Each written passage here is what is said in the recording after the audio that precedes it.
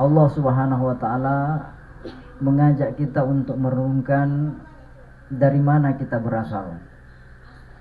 Allah Subhanahu wa taala mengatakan falyanzuril insanu mimma khuliqa mimma indafiq yakhruju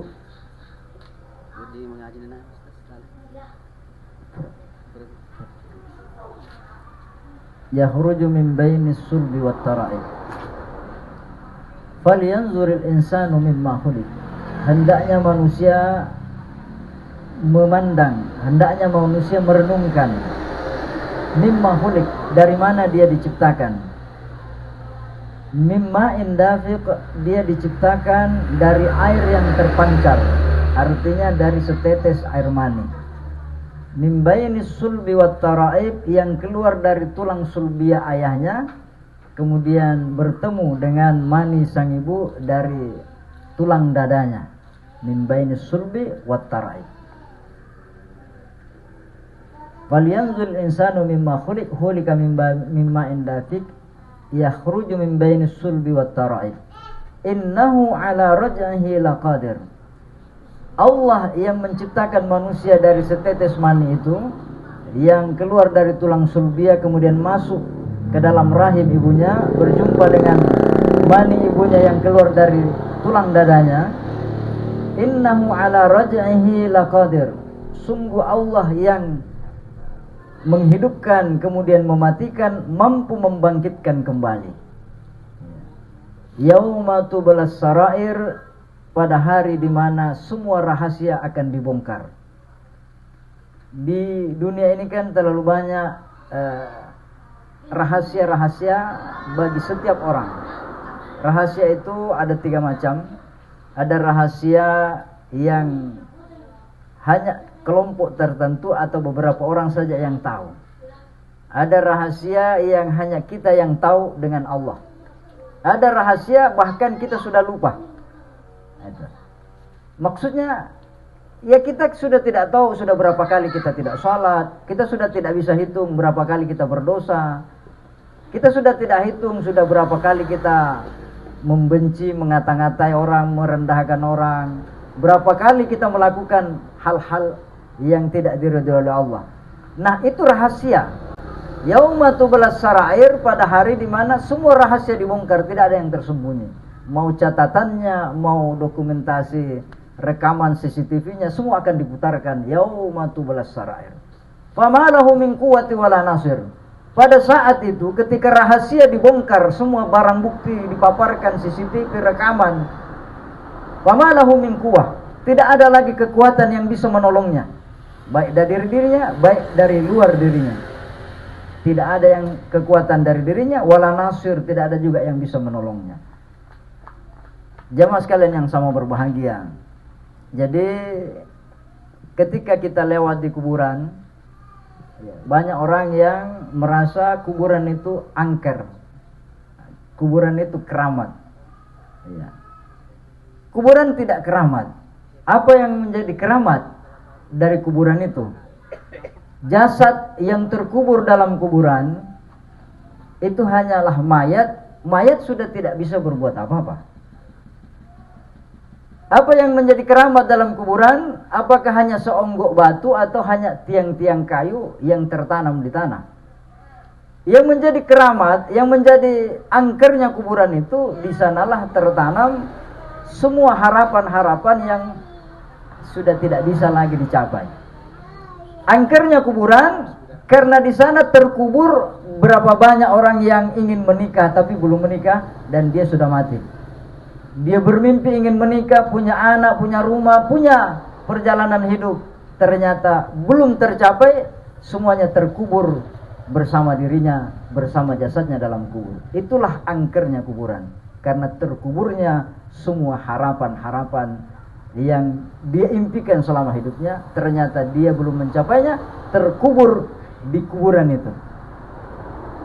Jamaah sekalian yang sama berbahagia, di akhirat nanti tidak ada penyesalan orang-orang yang masuk surga, kecuali hanya 2. Dia menyesali dirinya karena dia menyia-nyiakan waktunya, tidak digunakan sebaik mungkin. Yang kedua, dia banyak melalaikan Allah Subhanahu wa taala, banyak melakukan hal yang sia-sia. Itu penyesalan bagi orang yang masuk surga. Apa penyesalan terbesar bagi orang yang masuk neraka? Penyesalannya adalah dia tidak memanfaatkan hidupnya dengan sebaik-baiknya. Dia bukan menyesal karena tidak mencapai cita-citanya, bukan karena tidak ada mobilnya baru dia mati, tidak ada rumahnya baru dia meninggal, bukan. Penyesalan yang terbesar adalah karena dia pernah berniat untuk berbuat baik. Dia pernah berniat ingin memperbaiki dirinya. Baru dia berniat, belum sempat dia melakukan pertobatan, perbaikan dirinya, dia coba merombak pola pikir, pola hidupnya.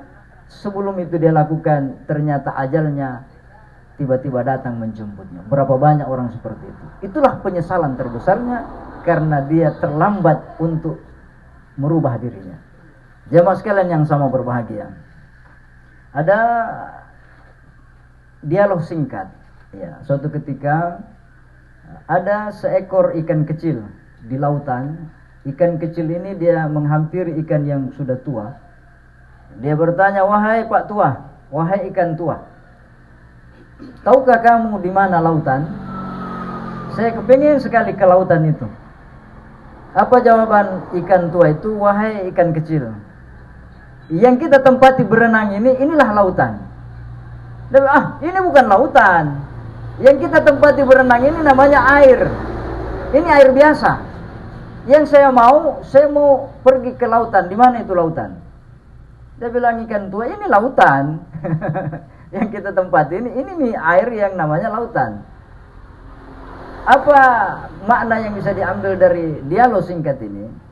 Banyak orang yang dia sibuk memperbaiki perjalanan hidupnya untuk mencapai tujuan hidup. Padahal dia tidak tahu apa arti hidup sebenarnya. Hidup itu apa? Kan begitu. Tapi dalam hidupnya dia mencari tujuannya. Saya punya cita-cita, saya punya angan-angan seperti ini. Sibuk mengejar itu, tanpa dia mengerti hakikat hidup itu apa. Kan begitu. Hidup ini kata Al-Quran, "Allazi khalaqal mauta wal hayata liyabluwakum ayyukum ahsanu amala."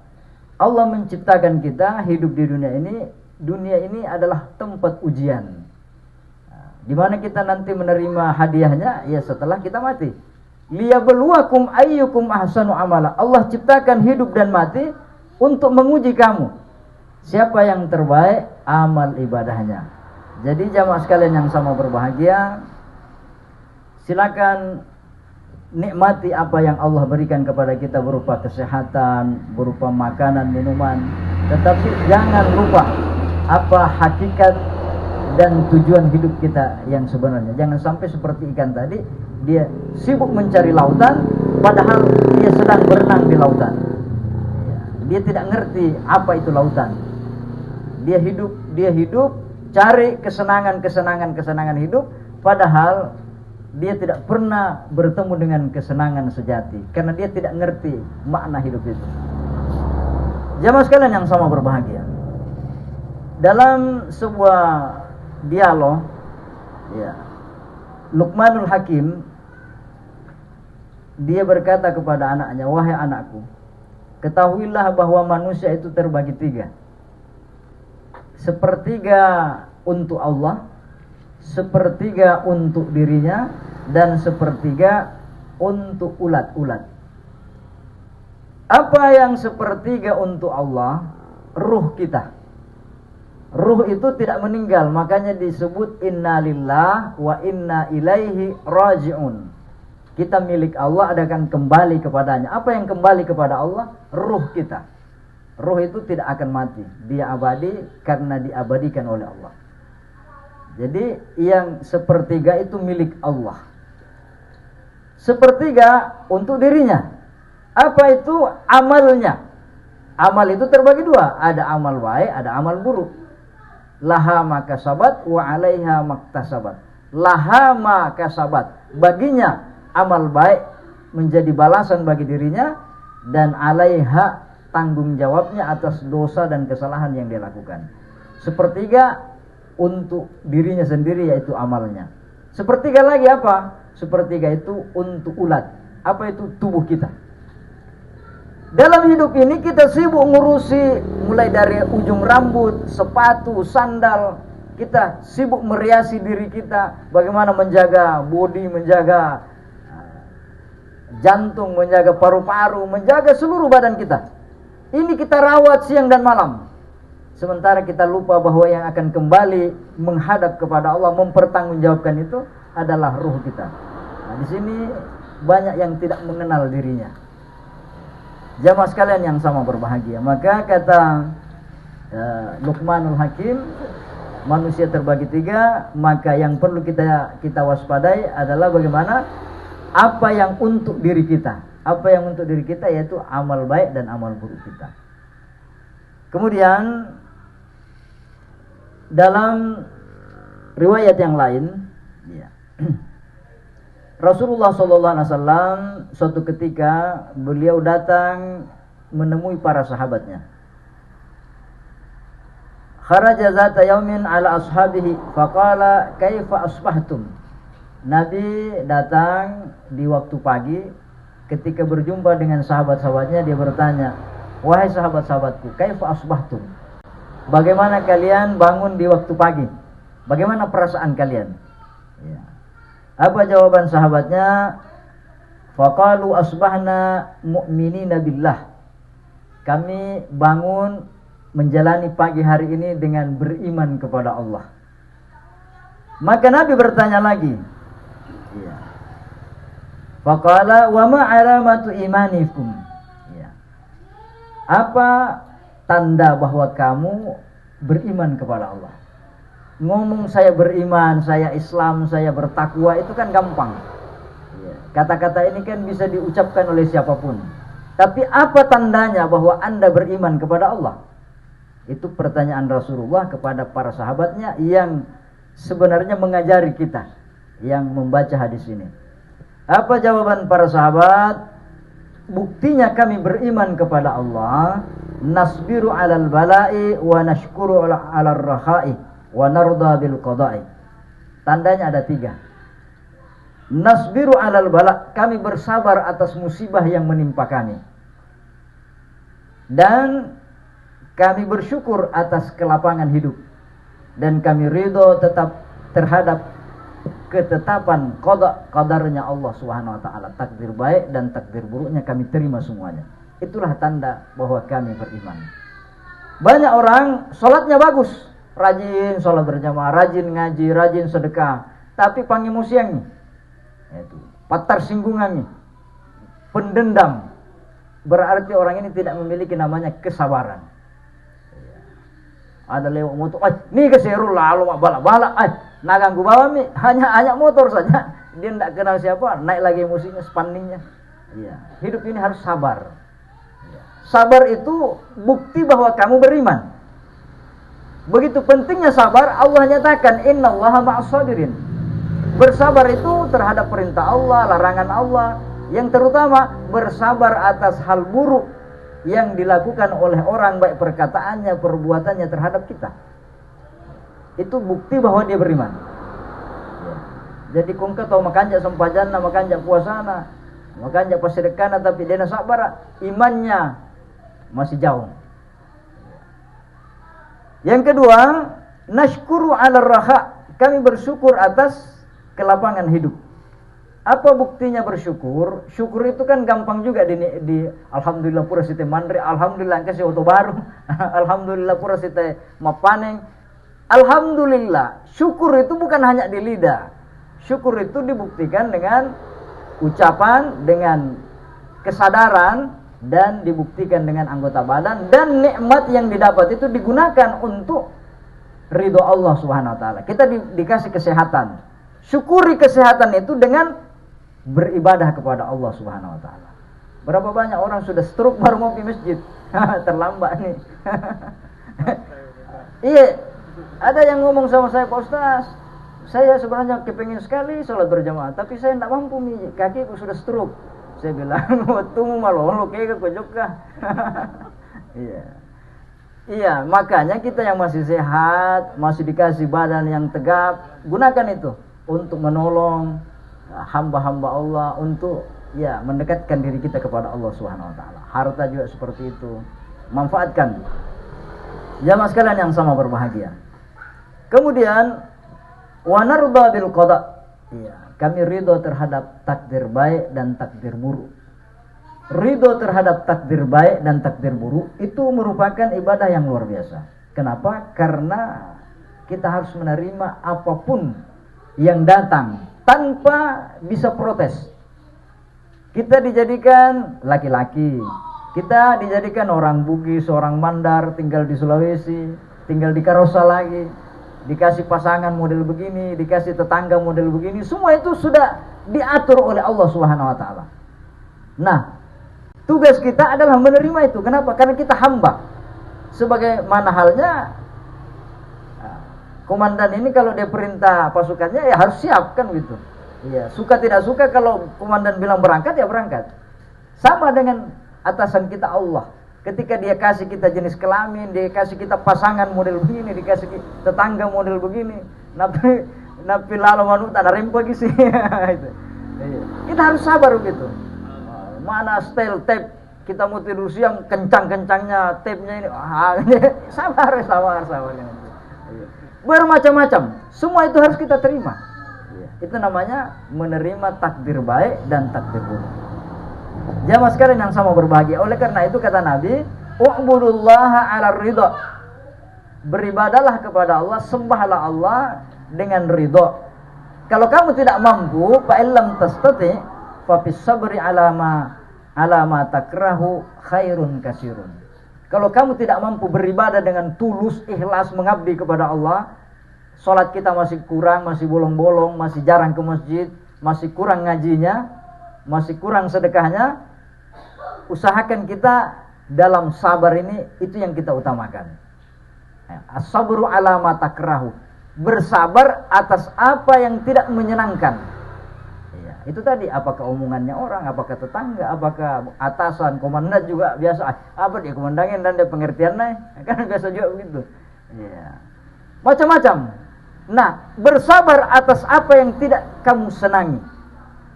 Fihi khairun kasirun. Kalau kamu mampu bersabar dalam hal itu, di situ ada nilai hal-hal yang baik yang luar biasa. Sebagai penutup, jamaah sekalian yang sama berbahagia, saya kasih contoh episode kehidupan yang luar biasa. Dalam Al-Quran itu, perjalanan hidupnya Nabi Yusuf itu sempurna diceritakan oleh Allah, beberapa episode. Bagaimana beratnya hidupnya Nabi Yusuf alaihissalam, bagaimana ujiannya, dan dia bersabar, bahkan dia ridho dan dia bersyukur. Bukan hanya sabar, tapi dia sudah sampai mensyukuri bala yang menimpanya. Kalau kita kan hanya level sabar, dia sudah level syukur. Alhamdulillah saya kena musibah. Bayangkan itu.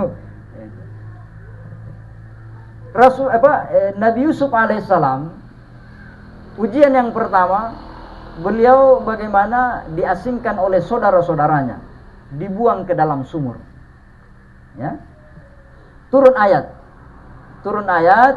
dalam artian malaikat Jibril menyampaikan, wahai Yusuf, bersabarlah kamu.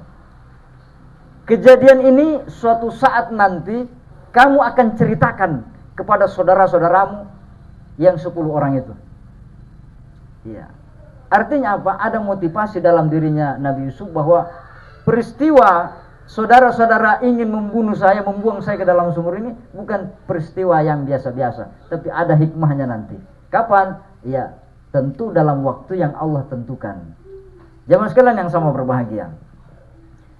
Kemudian Nabi Yusuf tinggal, dijual, kemudian tinggal di rumahnya Perdana Menteri. Di sana beliau mendapati ujian yang sangat berat. Kenapa? Digoda oleh perempuan, yang mana perempuan ini disegani sebagai orang tua angkatnya yang mengasuhnya mulai dari kecil. Bagaimana menolak permintaan orang yang berjasa sekali dalam hidup kita, tapi untuk sesuatu maksiat. Itu ujian yang sangat berat. Saya turuti atau tidak? Kalau saya tidak turuti apa kata dia, saya berhutang budi sama dia. Dia yang besarkan saya. Kan begitu. Tetapi kalau saya turuti dia, saya dosanya kepada Allah, kan begitu. Jamaah sekalian yang sama berbahagia, Nabi Yusuf memilih resiko yang terberat. Rabbi as-sijnu ahabbu ilayya mimma yad'unani ilaih. Ya Allah, aku lebih suka di penjara daripada saya menuruti apa yang mereka ajak. Tidak tanggung-tanggung Nabi Yusuf alaihissalam di penjara 8 tahun lamanya. Dengan suatu kesalahan yang tidak pernah dia lakukan. Dia dituduh ingin memperkosa, ingin mengganggu istrinya para menteri. Padahal Nabi Yusuf tidak pernah sama sekali melakukannya. Dan dia dipenjara tanpa diadili 8 tahun lamanya. Nabi Yusuf bersabar bukan main-main. 8 tahun. Kita baru sakit demam 3 hari. Puang. Malhasa kan begitu. Baru sakit gigi 1 jam. Ma'alalah. Iya. Anak-anak ribu. Jangan ribu sakit gigi. Nabi Yusuf 8 tahun di penjara. Tanpa kesalahan yang dia lakukan. Jamaah sekalian yang sama berbahagia. Ringkas ceritanya bahwa setelah Nabi Yusuf di dalam penjara, dia dapat wahyu kenabian, diberi kemampuan untuk mentakwilkan mimpi. Maka sang raja bermimpi, kemudian Nabi Yusuf bisa menafsirkan itu. Maka yang pertama dilakukan Nabi Yusuf apa? Ketika sang raja mengatakan, bawa Yusuf ke hadapan saya. Wa qala al-maliku tu'ni bihi astakhlisuhu li nafsi. Kata raja kepada pembantunya, bawalah Yusuf dari penjara ke hadapan saya. Saya ingin ngomong langsung sama dia. Nabi Yusuf tidak mau menerima itu kecuali ada syaratnya. Saya mau keluar dari penjara, tapi bukan karena kemurahan raja. Saya mau keluar dari penjara kalau nama saya dibersihkan bahwa saya tidak pernah melakukan apapun. Saya masuk penjara karena saya difitnah. Bersihkan nama saya. Dan itu dipenuhi oleh raja. Maka namanya Nabi Yusuf selama 8 tahun itu Nabi Yusuf seksmania, Nabi Yusuf ini dijelek-jelekan, itu bersih namanya, steril. Bahwa Nabi Yusuf di penjara karena difitnah. Jadi ujian yang pertama selesai. Yang kedua, Nabi Yusuf ketika dia jadi menteri, 10 saudaranya itu datang karena di Madian itu negerinya paceklik. Mereka datang, mereka tidak mengenali bahwa sang menteri ini, menteri perbendaharaan pada waktu itu, dia yang tahu bansos kalau sekarang, membantu negara-negara, daerah-daerah yang kekeringan, yang paceklik, tidak punya makanan. Datanglah 10 saudaranya. Mereka tidak mengenali Yusuf bahwa ini adalah Nabi Yusuf. Tapi Nabi Yusuf memperlakukan mereka dengan baik, dikasih penginapan yang bagus, dikasih jatah sesuai dengan bahan yang mereka bawa, karena ada barter pertukaran. Jamaah sekalian yang sama berbahagia. Ketika mereka 2 kali, 3 kalinya datang, Nabi Yusuf mengatakan, apakah kamu lupa tentang apa yang pernah kamu lakukan kepada Nabi Yusuf? Maka pada saat itu mereka berkata, anta Yusuf? Apakah kamu Yusuf? Bilang, ana Yusufu wa hadza akhi, dan inilah saudaraku Bunyamin. Laqad manallahu alaina. Allah telah memberi nikmat kepadaku, mulai dari sumur, naik ke istana raja, kemudian masuk penjara, kemudian menjadi menteri. Begitu perjalanan hidupnya Nabi Yusuf, dari penjara menjadi menteri. Ini kan sesuatu yang mustahil biasa. Orang sudah masuk penjara, ya selesai, namanya sudah hancur kan gitu. Nabi Yusuf dari penjara menuju istana. Jamaah sekalian yang sama berbahagia. Kenapa? Karena dia mengatakan, ini adalah nikmat yang aku syukuri. Kenapa? Allah senantiasa membimbingku. Jadi jamaah sekalian yang sama berbahagia, musibah apapun yang kita hadapi dalam hidup ini, apakah itu kehilangan keluarga, tentu ada hikmahnya. Apakah kita kena musibah berupa penyakit, apakah berupa kekurangan harta dan seterusnya, yakin dan percaya semua akan menjadi nilai yang baik di sisi Allah Subhanahu wa taala. Jangan tanamkan dalam diri kita bahwa kenapa saya dikasih begini Tuhan. Itu bukti bahwa kita tidak ridho. Itu bukti bahwa kita protes dengan takdir. Nah, Anda protes atau tidak, takdir itu tetap terjadi karena tidak bisa dihindari. Maka kalau Anda bersabar, Anda dapat pahala. Kalau Anda marah-marah, dongkol, ya, tidak senang dengan kejadian itu, pahalanya akan sia-sia dan Anda tetap menjalani penderitaan itu. Nah, jadi Nabi Yusuf selama 8 tahun itu dia nikmati itu. Ya. Kemudian ketika saudaranya datang, dia bilang, sebelum engkau minta maaf, aku sudah memaafkanmu. Kenapa? Karena saya tahu inilah jalan Allah memuliakan saya. Jamaah sekalian yang sama berbahagia, mudah-mudahan bisa menjadi bahan renungan bagi kita. Minallahil musta'an wa la tiqlan. Assalamualaikum warahmatullahi wabarakatuh.